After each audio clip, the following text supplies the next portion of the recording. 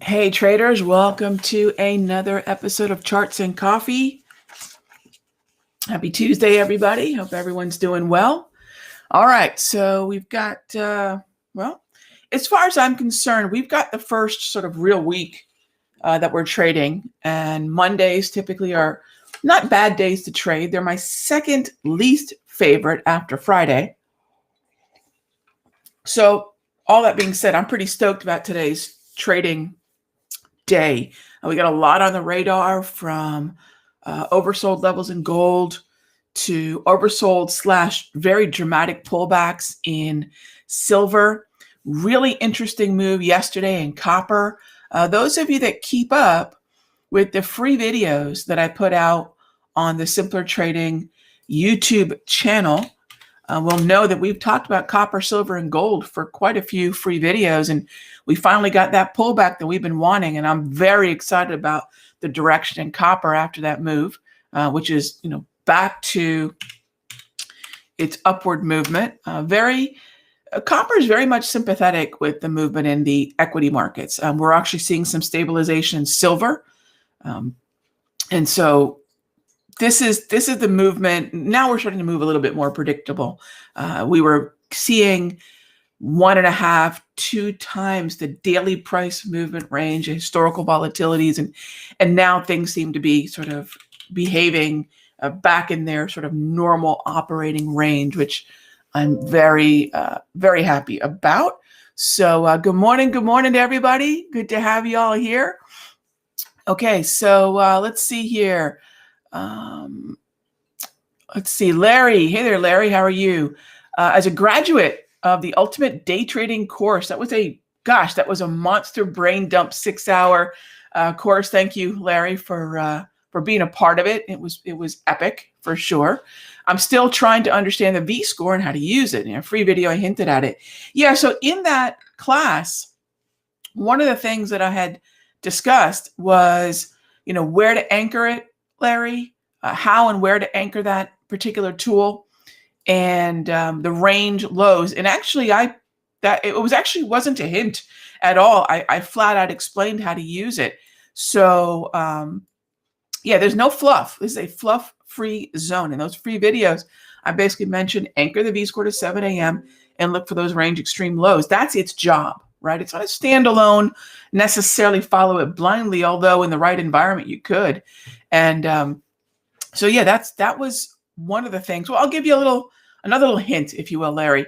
Take a look at where we are with the lows today. I mean, as soon as I log in to the Simpler Futures room, the first thing we start to do is look at those range extremes and start to determine where and when we could be buyers of the market. Gang, remember, the path of least resistance continues to be to the upside.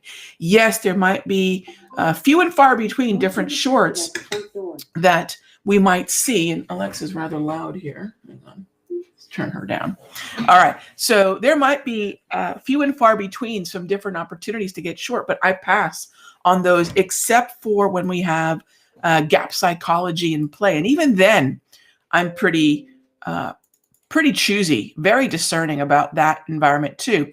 On the right, you'll see today, so far, we've got an inside range. The market has pulled back yesterday, little pause here today, and we have an inside range so far, very early in the day, that's forming. So that's a good pause. It's not a reversal signal, although I think it makes a lot of sense to not be scared, but to be opportunistic about what would happen if we pull back to the 34 EMA wave. That's my retracement. For me, that's my reversion to a mean. That's where I believe we're going to see the best dynamic support within the context of a trend. So anyway, lots of interesting things happening on the day trading front.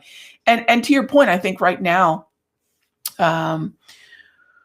there's probably gosh, I'm trying to think of all the uptrends that we've got. I mean, the bullish bias aside, be a long day trader, but the bullish bias aside, we have a lot of long end of day trades too, which is really what we're focusing on, the sector secrets.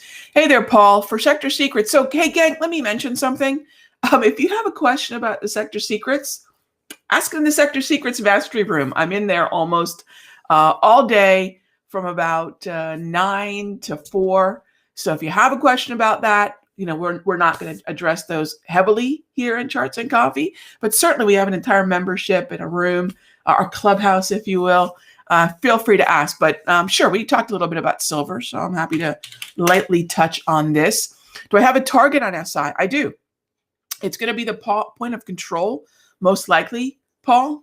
Probably looking at the point of control somewhere just in front of 27. And when I am going to look for that target, I'll make sure that I alert that out to you all, what our target is, and then eventually what I'm going to be bidding to step out in front of likely the size that we'll see at 27 and at that point of control. And by the way, the point of control that I'm referring to is the most volume that we've seen thus far in the month of January.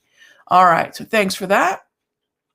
Next up is, as far as, let's see, hang on one sec here. We've got a question about minor lows and minor highs, or an inside day. Skylar, it's a chart pattern. So a minor low is a slightly lower low than the previous session, and it will have a lower low in the session that comes after it. And an inside day is pretty literal. Actually, you can see a minor low forming on silver right now. Let me show you what I mean by that. These are classic patterns that sadly are not discussed enough in the market. I mean, I sound like a salty old dog saying back in my day, but yeah, kind of back in my day. A lot of you probably feel that when you look at the markets. Here's your higher low right there. Here's a higher low for now right here, and here's your lower low. This right here is a minor low on silver. And I mentioned the inside day on the ES. The inside day, minor low is a little bit lingo-y, right? But inside day is quite literal. It's a session that has a lower low than the previous session.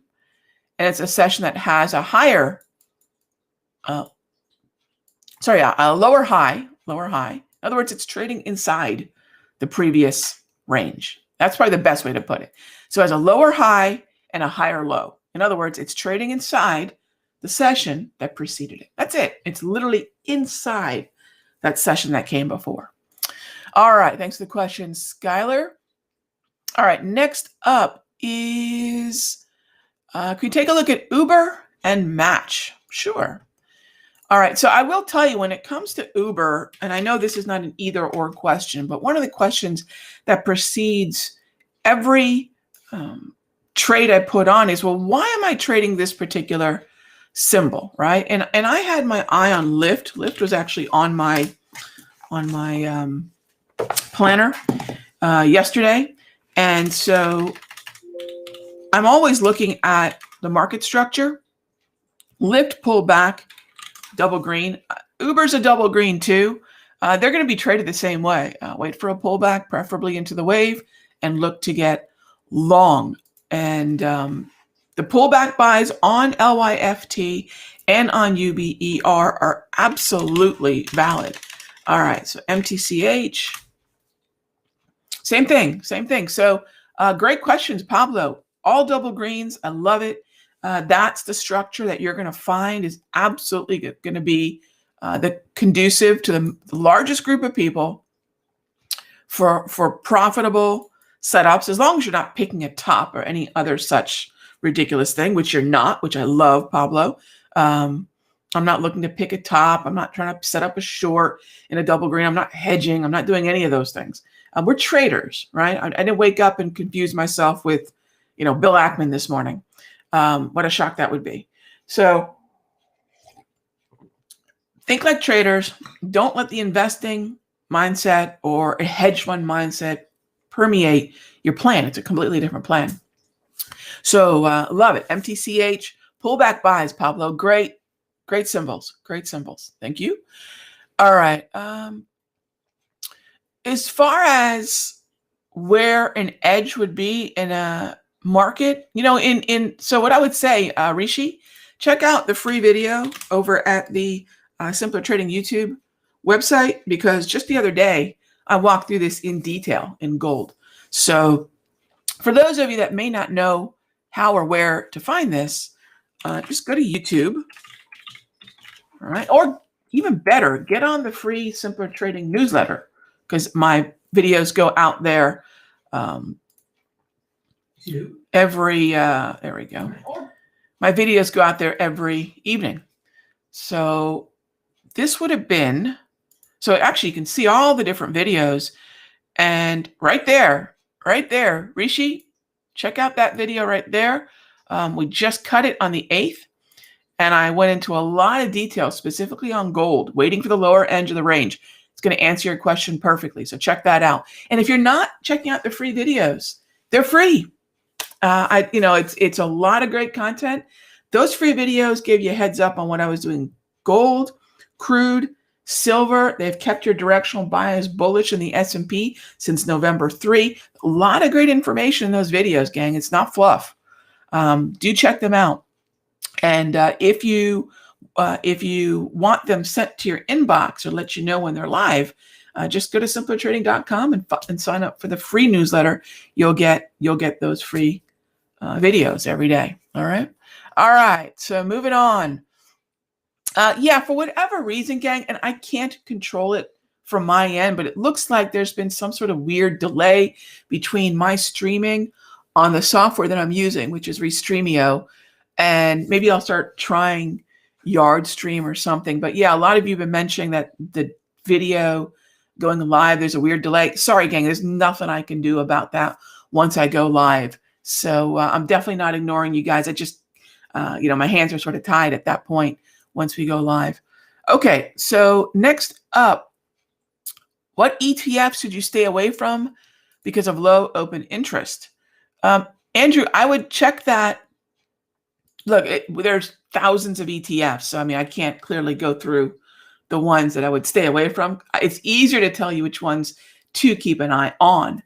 I would typically stick with the Select SPDR list, but you'll notice that XLC, the communications ETF, is rather thin. So what I would recommend is, if there's an ETF that's on your radar, just go check on the options chain, because that's a huge list, right? Thousands of ETFs. I could probably sit here for the next 3 days and list the ones you shouldn't trade. So what I would recommend is focus on the ones that do have minimally 500 open interest. I like more than that. Volume, of course, is something that will pick up throughout the trading session, but focus on those XLs, right? If you go to Select SPDR, or no, is it Sector SP? It's Sector SPDR. Sometimes I rename it. Stick with Sector SPDR, not Select. My bad.